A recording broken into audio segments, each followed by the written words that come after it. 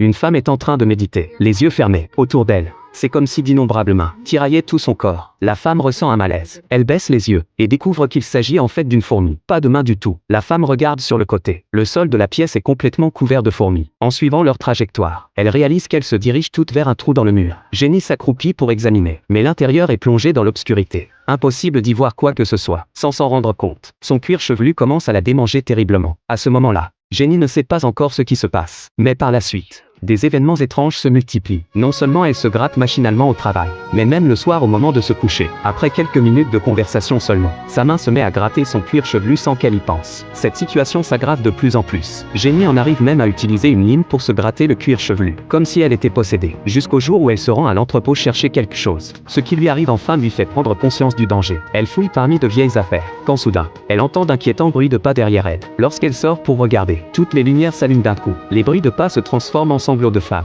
Jenny s'empresse d'aller voir ce qui se passe. En s'approchant, elle découvre que cela provient de l'entrepôt de droite. Jenny baisse les yeux et constate qu'il n'y a personne dans l'entrepôt, seulement des fourmis qui envahissent toute la pièce. Alors que Jenny s'interroge, une silhouette noire apparaît soudain dans le miroir et l'enlace. Heureusement, ce n'est que le gardien de l'entrepôt. Jenny devient enfin prudente. De retour chez elle, elle retrouve ce fameux trou et le scelle hermétiquement avec du plâtre. Seulement, les démangeaisons du cuir chevelu ne s'apaisent pas. En pleine nuit, une fourmi s'infiltre dans la narine de Jenny. Endormie sur le canapé, elle ressent soudain quelque chose d'anormal. La fourmi dans sa narine la fait tousser, comme si elle allait suffoquer. Puis son corps expulse des milliers et des milliers de fourmis. Le corps de Jenny semble désormais contrôlé par les fourmis. Pourtant, au lever du jour, tout cela ressemble à un simple cauchemar. Ces derniers temps, les phénomènes étranges se multiplient. Jenny ne peut que chercher des indices sur Internet, sans obtenir la moindre réponse. Quelques jours plus tard, Jenny est en train de faire du bricolage, quand soudain, un album photo tombe d'une étagère. Il semble s'agir de l'album de ses parents. Sa mère est décédée quand elle était toute petite. Jenny essaie de se remémorer sa mère, et découvre avec surprise que le bras de sa mère présente de nombreuses taches rouges. Jenny prend une loupe pour examiner. Ce sont toutes des marques de griffures. Sa mère aurait-elle connu la même situation?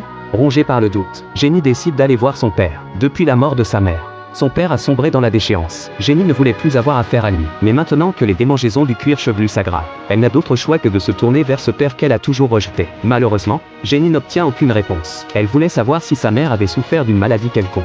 Mais son père ne cesse de parler de malédiction. Pendant leur conversation, Jenny remarque également que son père se gratte inconsciemment.